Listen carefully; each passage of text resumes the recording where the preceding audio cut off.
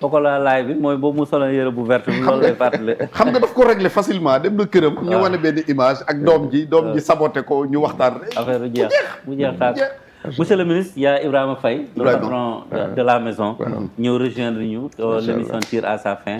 Donc, moi, invité ko moom la mu ñëw wax si yow vraiment tey dañu ma am contentement accueillir la fii. Ibrahima Faye la ngay wax si présence monsieur le ministre. jërëjëf Serigne Mbacké Ndiaye. jërëjëf grand yi ba maa ngi lay nuyu bu baax di nuyu bu baax suñu tonton bi. nga xamante ne macha allah yàgg nañ ko suivre. te mu yàgg nekk benn modèle ci ñun. yaakaar naa keroog bi ma waxee ni moom nga fas yéene invité dama kontaan lool. ne macha allah genre émission yu mel nii. moom la Sénégal di xaar parce que ñu war a wax waxuñu. effectivement maa ngi gis muy soog a dugg yéen a ngi foog ni yéen a ko ëpp xam-xam ci làmb mais maa ngi ree ndax yàgg naa ko suivre te xam naa ni ku fonk làmb la. je pense que tey même affaire assise de la lutte am na rôle bu rëy bu mu ci joué woon.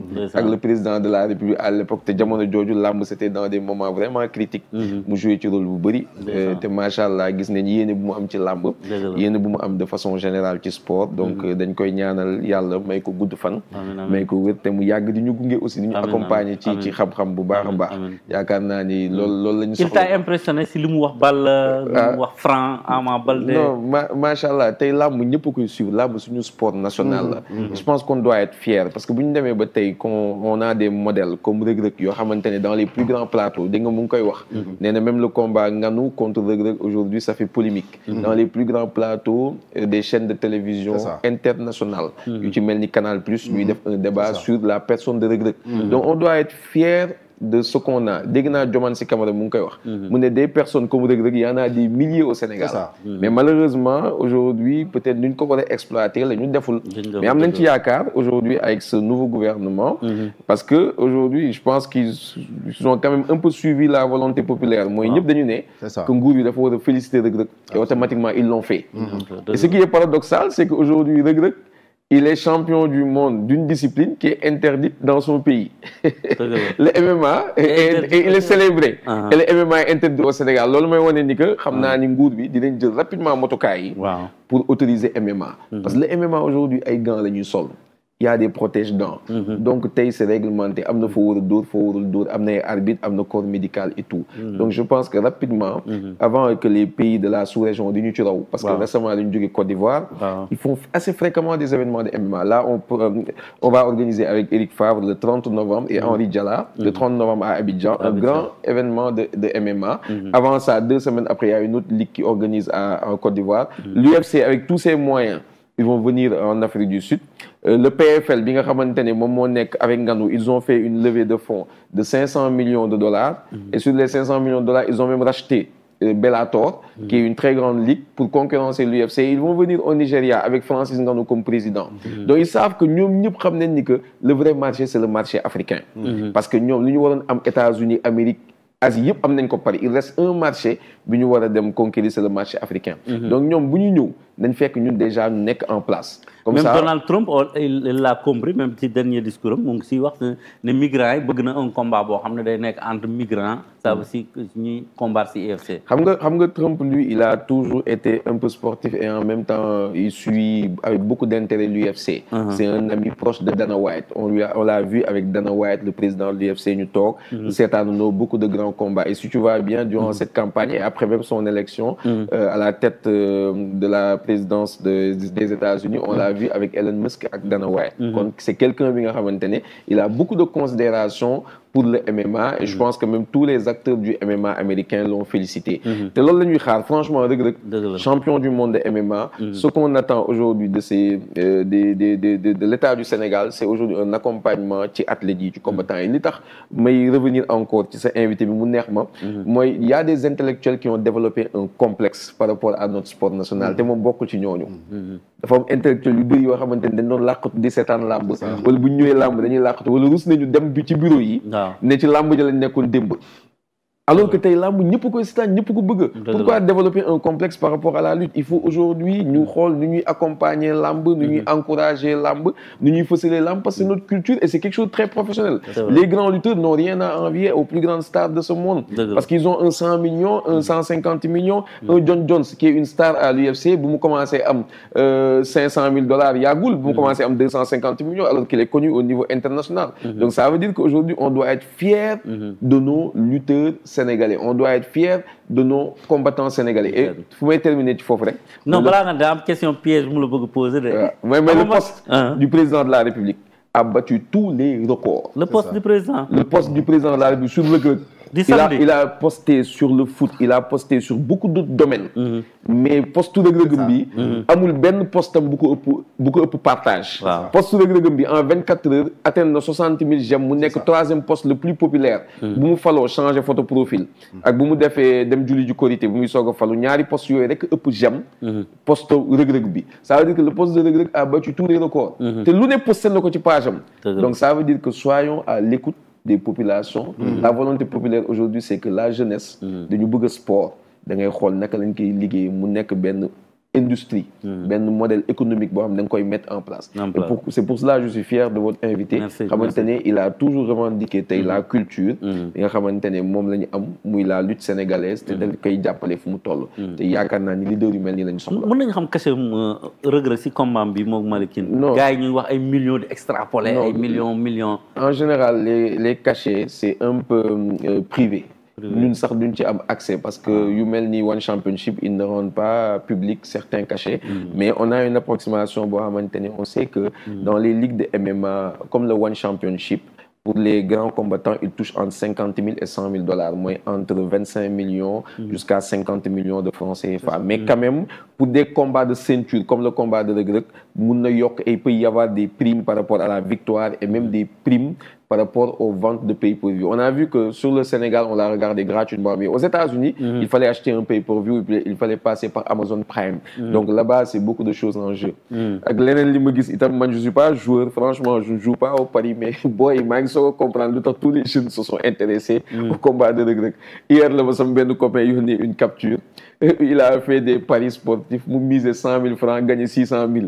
Mais maa ngi soog a comprendre pourquoi tous les jeunes ma ne ko nag attention de loo ko lebal di nga ko fay. loolu bàyyi ko xel. yéen tamit préparatif retour de triomphal de Reug Reug prévu le vendredi 15. nan la nar a mel accueil bi ak tout ça. Oui, il faut qu'on le célèbre, c'est notre champion du monde. Il faut pas attendre des initiatives crypto-personnelles yu jóge ci li nga xam mooy son staff. Nous-mêmes aujourd'hui que le monde de la lutte, le monde du MMA, actuellement on est en train de réunir toute la famille et son sponsor aujourd'hui qui est Eric Favre, qui est un partenaire qui l'a beaucoup soutenu parce que man wax dëgg yàlla Reug Reug il était dans des moments assez compliqués pour sa préparation contre Malikin qui est vraiment quelqu'un de très dangereux en termes de sport. 3 ceintures yu mu am, une bonne préparation, il se prépare dans un club en Thaïlande et tout. Donc Reug Reug il avait besoin de préparation, d'accompagnement et tout. Ñu jàppale ko ci te jàppale boobu la ñu continuer, on va le fêter. On va fêter cette victoire là. Accueillir ko inchallah rabi le 15 ñu jëlee ko aéroport def une délégation officielle jógeeg moom ñëwandoo ba Thiaroye def foofu une très grande fête avec une scène ak yu mel noonu yëpp. C'est un contexte électoral moo tax duñu mën a ñëw yegg si Dakar c'est le dernier jour. Donc ce sera pas le grand théâtre. Ouais, ça sera pas grand théâtre ni ay place de l'Obélisque xalaatoon nañ ko et tout mais avec le contexte électoral dernier jour de campagne li gën mooy jóge aéroport tercé Thiaroye vraiment minimiser lépp luy risque par rapport à vraiment des débordements parce que itam da ngay affaire élection dafa xaw a délicat. Monsieur le ministre kii mooy Ibrahima Faye borom kër gi. man bi ñu ma waxee Ibrahima dama doon xaar benn géant benn paa bu kii. Ça veut dire que am nañu raison am confiance ci la jeunesse de notre pays. Voilà la preuve que li ma doon wax sànq rek. nit ki li nga bëgg gëm ko. yàlla daf ci. te gis nga même doom boo ko amee nga den seetlu dès le bas âge. ku ci nekk da ngay xam fi bu jëm. ñun nag en tant que parents souvent dañuy bëgg a tànnal suñuy doom seen métier. te boo ko tànnalee métier du réussir. da nga koy bàyyi ci li mu bëgg. exactement nga encadré ko ci. am na ñoo xam dañu dugg wooy lañ bëgg. mais Youssou Ndour gi nii daf lay wax dara papam da ko daan tere. muy daw dina bu tuddi wooy parce qu'il fallait que mu réussir. macha allah donc c'est important. beneen bi ci des. c'est vrai que tey am nañu résultat yi. ndax MMA. mais bugguma aussi MMA bi. néewal doole. lamb ci important. MMA bi dañ ko jëlee feneen indil ñu ko. lamb ji ñun ñu war ko jëlee fii yóbbu ko feneen. macha allah mu mën a jural mbër yi. lu ëpp sax li leen MMA parce que par exemple bi muy wax léegi ci cachet Reug Reug du cachet bu extraordinaire boo ko fayoon fii du ko bëri Sénégal. xëy na ëllëg mën na ko jural leneen. d'ailleurs vous avez réglé un problème parce que démb avec mes enfants on discutait de ça maanaam leen cachet bi demeewul noonu. ñu naan ma non ay milliards la nag donc demeewul noonu. mais bu mu tax. ñu néewal doole. suñu làmb cosaan bi. xam nga Iba man damay diriger benn association d'amitié sénégalo-française. ñu préparé woon def lancement bi. il y a quelques semaines. ci lancement bi. demoon naa de seeti le ministre des sports. ñu waxtaan ci. ma saisir toutes les autorités. am ay séance de travail ak Bira Sène. parce que la ñu choisiroon ni moom la ñuy def. ci lancement bi à part la conférence bi ñu waroon def lamb lañ ci waroon organiser. macha allah inviter le ministre français des sports. ak collègue am du Sénégal. jëloon comme parrain président Diagne Ndiaye président du CNOS. macha allah tout ça pour valoriser la lutte. macha allah. te prévoir woon nañ ci biir loolu aussi mbër yi ñu naroon a jël pour ñu bëri. demoon nañ ba doon def sélection bi.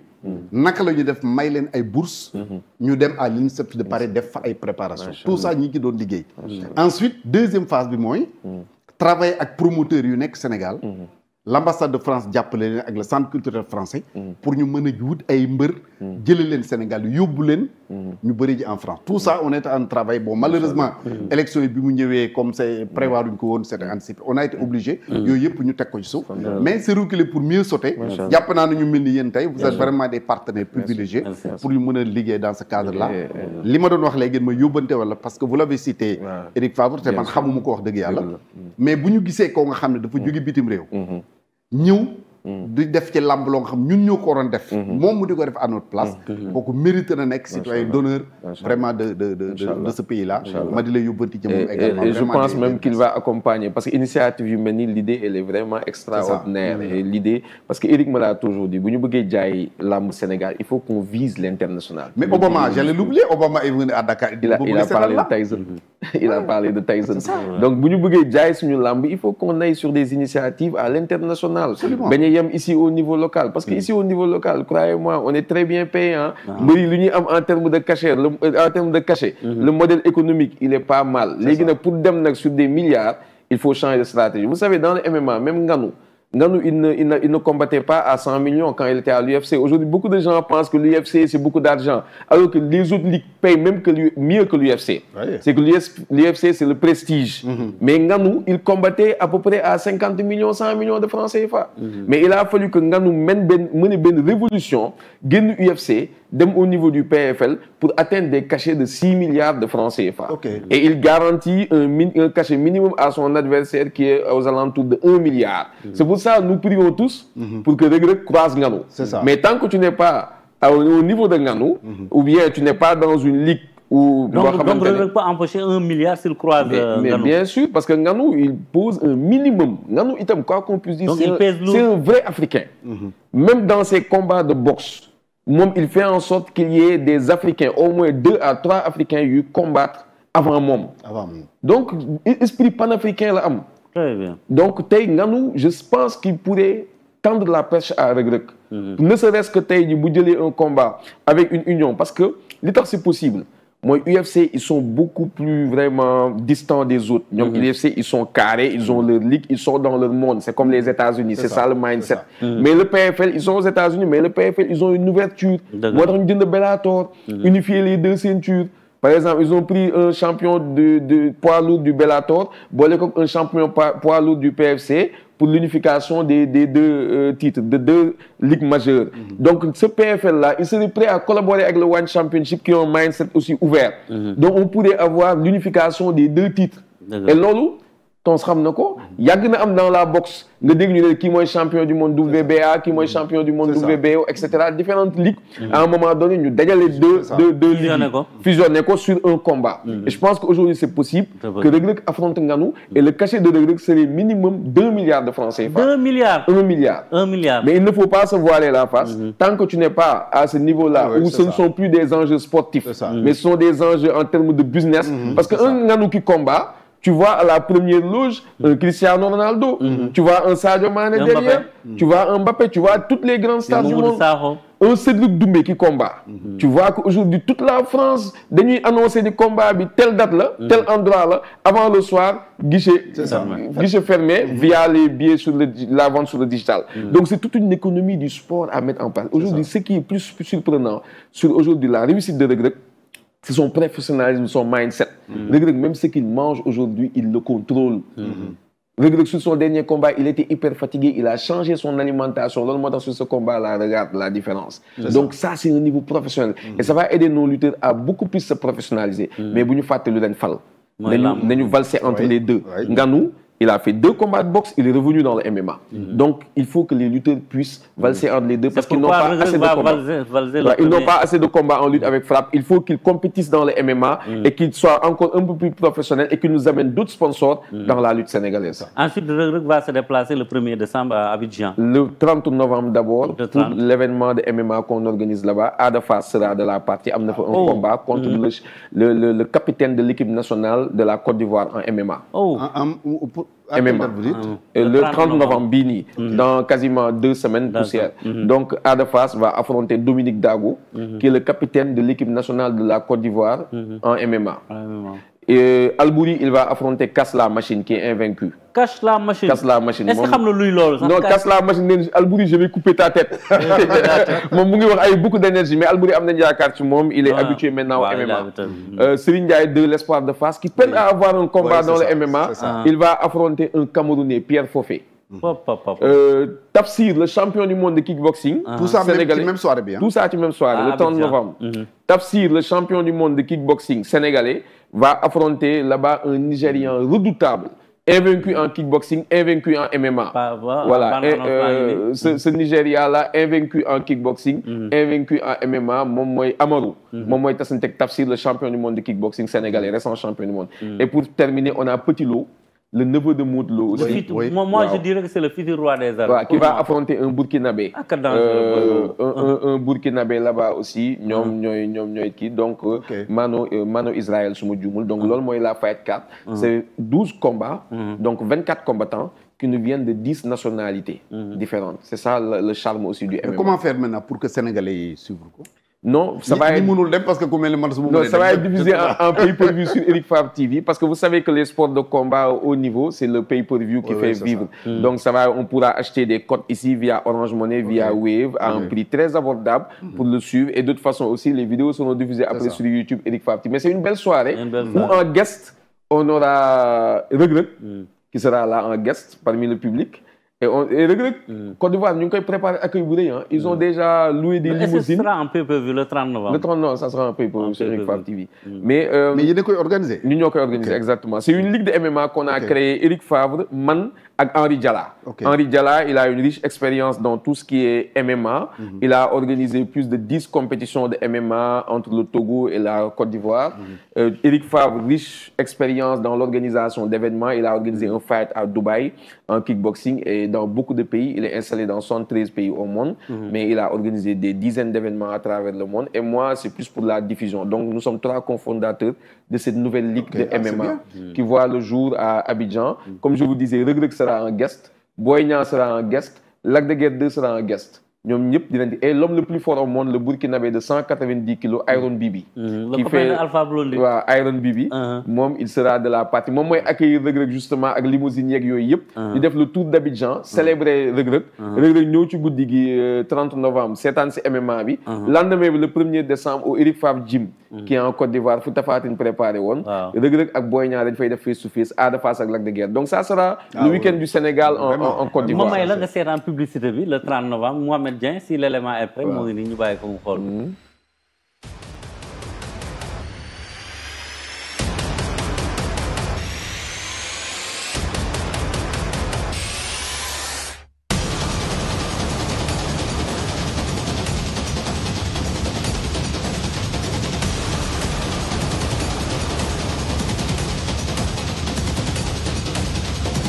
nekk $10 000 ngay fay donc table bi nekk table à $100 000 il y avait une cinquantaine de tables donc c'était un événement 100% VIP boo xam chiffre d'affaires bi ay millions de dollars la woon comme pour te dire que ñoom organisation bi c'est quand même extraordinaire il y a eu des fights à Genève il y a eu ici aussi le festival de Eric Favre fa le kickboxing commencé waat fëlaat ak aussi le fight légende grand théâtre bi gis ngeen yi ci jot a organisé Laurent Ndiago Boussy tëg yooyu yëpp mais j'ai une question pour Ibrahima Faye et le cas de Tapha Tine vous avez lâché Tapha Tine ou bien vous êtes non xam nga yaa ngi yàq surprise bi Tapha Tine est l'invité de Boost Matinal suma juumul jeudi inchallah et Tapha Tine il avait un contrat avec un combattant thaïlandais qui s'appelle Benz pour l'année dernière en octobre mais Bombardier rek moo demoon Tapha Tine waroon na combattre et Franc finalement il y a eu des problèmes ñoom demuñu mais ce combat-là moom la ñu ñëwaat indiwaat et je vous donne l'exclusivité le 1er février Tapha Tine inchallah rabi dina yéeg ci cage MMA bi il faut savoir li tax combattre le 30 novembre bi il était blessé après combat au Balla Gaye Tapha Tine avait beaucoup de blessures yi mu waroon faj gis nga baaraam bi baaraam bi dafa yàqoon complètement mu ko doon faj donc Tapha jàmbaar la fu mu toll ni faju na ba wér Tapha Tine ku ne xam nañu Tapha Tine mooy égérie number 1 de la marque Eric Favre donc tey Eric Favre mu ngi reyante pour que Tapha Tine am adversaire d'une bonne dimension inchallah rabi le 1er février parce que le 1er février on ira au Togo pour la deuxième journée du Eric Favre Nation MMA mais j'ai une question aussi pour Ibrahima ba mu bëgg bëri après avant ma libérer mais est-ce que yéen a ngi xalaat tey Reug Reug buy défendre titre am prochain titre mu defee ko Sénégal nekk Dakar Arena pour mun a jaay culture sénégalaise est-ce que loolu mun na nekk c'est possible tu sais nous Reug Reug on l'accompagne en tant que sponsor on l'accompagne dans sa nutrition avec des compléments alimentaires des protéines des créatines etc on l'accompagne aussi sur le textile li muy sol pour entraîner ses gants de boxe ses protections de MMA yu mel noonu yëpp et il y a un autre accompagnement aussi sur le cadre professionnel donc Reug Reug c'est à ce niveau-là mais quant à l'organisation des événements de Reug Reug Reug Reug a signé avec le One Championship il nous reste 4 combats avec le One Championship donc nous ne sommes pas en liaison avec le One Championship loolu il y a que le One Championship qui peut statuer par rapport à ça même si aujourd'hui il y a eu une rencontre entre Eric Favre et le One Championship lorsque Reug Reug croisait Sa Thiès ici on avait eu une réunion avec le One Championship et il y avait des idées de collaboration mais entre-temps on n'avait pas de ligue mais aujourd'hui on a créé notre propre ligue qui est la première ligue 100% africaine boo xamante ne on va mettre en avant des combattants africains on va faire des combats professionnels parce qu'il y a beaucoup de combats que les gens font sont des combats amateurs mais nous nos combats boo demee UFC sax combat yu booy nar a def le 30 novembre UFC dañ koy nar a comptabiliser mais am na ñuy def léeg-léeg 50 combats c'est considéré comme des combats amateurs donc on va faire des combats professionnels jërëjëf Ibrahima Faye jërëjëf monsieur le ministre mais dama koy remercier ci li ñuy wax ci Tapha Tine parce que Tapha nag suñu doom la xombal laa dëkk bu dëkk Refane su may dem këram bu ma neexee damay dox waaw donc bu ngeen koy jàppale de cette manière là vraiment dañ koy rafetlu parce que Tapha dafa war a mën a téye làmb ci loxoom réunir toutes les conditions pour loolu donc encadrement boobu lu am solo la mu am loo wax aussi avant ngeen ñëw dama ko doon wax sànq waxtaan bu ma amoon ak benn mbër boo bëggee doon champion da nga am ay conseillers sur le plan juridique sur le plan médical ñoo nga xam marque ñoo lay encadré te loolu dafa wax nga ko léegi ci Reug Reug combat mbal dafa gaawoon sonn il a chance d'alimentation loolu bu doon man ak ma rek doo ko mën mais dafa am ñoo lay conseillé tegle ci yoon soo amee blessure ñoo xam fan nañ la war a faje parce que sport dafa métti su sport de combat donc vraiment ñu ngi leen di féliciter jërëjëf monsieur le ministre jërëjëf merci beaucoup merci kontaan na jërëjëf wax léegi daal maa ngi fii di ko wax ni këram la xam naa nag partie lutte bi la découvrir mais am na yeneen yoo xamante ne ñu ngi ci ginnaaw bu ñu génnee dinañ ko wan parce que vraiment ici l'idée c'est vraiment l'entrepreneuriat les jeunes vraiment la promotion de la destination Sénégal moom la ñu bëgg a liggéey fi ba nga xamante ne képp kuy ñëw parce que aujourd'hui ce qu'on fait là bu ñu ko xeeb de on est suivi partout dans le monde et ce studio là ba États-Unis ba France les gens parlent du contenu qu'on est en train de faire donc yaakaar naa ni tey bu ñu liggéey li ñu war a liggéey inchallah non bu ñu liggéey li ñu war a liggéey aujourd'hui avec les différents partenaires je pense que aujourd'hui Eric Favre via seen événement boobu ñu bëgg a organiser aujourd'hui on s'engage man mun naa engager au nom de Eric Favre di ko on va venir s'associer avec tey association bi ñu am pour la promotion de la destination Sénégal et aussi la promotion de la culture et du sport. c'est Sachant que loolu yëpp nag. yaakaar naa madame le ministre Khady Diène Gaye département am la parce que monsieur le ministre li mu wax ñii yëpp. que mu nekk culture. que mu nekk jeunesse que mu nekk sport. ci département am la donc ñoo war a àndandoo liggéey loolu. d'ailleurs man bi ñu amee idée dama dem toog ak moom. waaw macha allah waxtaan ci tout ça parce que noonu rek lañ leen mën a accompagner. macha allah macha allah jërëjëf monsieur le ministre. mais merci beaucoup. jërëjëf Ibrahima Faye. donc rendez-vous. rendez-vous le 25 novembre. rendez-vous du combat Siteu Modou Lo. incha allah parce que nee na dama kaa bëgg yóbbu VAR. te nee na moom du dem VAR. macha allah donc il sera là le lundi 25 novembre. incha allah merci beaucoup on se donne rendez-vous demain incha allah ci beneen numéro avec le grand chanteur borom. moo waxtu wala ma bàyyi noonu waxal ñu xool rek waxal Fallou Dieng macha allah ok merci borom biri biri rek incha allah jërëjëf merci